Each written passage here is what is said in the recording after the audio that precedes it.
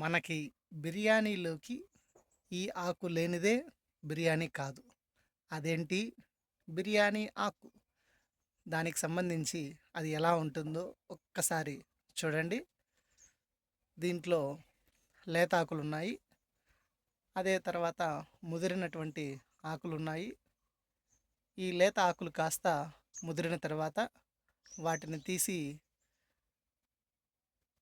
Preserve చేస్తారు. వాటిని మనము బిర్యానీలోకి వాడుకుంటాము. ఈ మొక్క మనకి 2 రకాలుగా ఉపయోగపడుతుంది.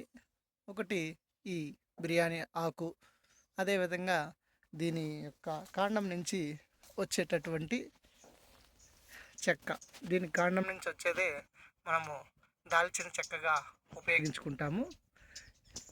కాబట్టి మనకి ఈ మొక్క 2 రకాలుగా ఉపయోగపడుతుంది. ఒకటి ఆకుకి, అదేవిధంగా మనం సాధారణంగా స్పైసెస్కి ఉపయోగించే చెక్క కూడా దీని నుంచే తయారవుతుంది. చూడండి ఎంత బాగుందో, చాలా బాగుంది కదా ఈ మొక్క. లేత ఆకులు కూడా చాలా కలర్ఫుల్గా ఉన్నాయి. ఈ కలర్ఫుల్గా ఉన్నటివి కాస్త దాని తర్వాత లేత ఆకులుగా మారి తర్వాత ముదురు రంగులోకి మారడం జరుగుతుంది.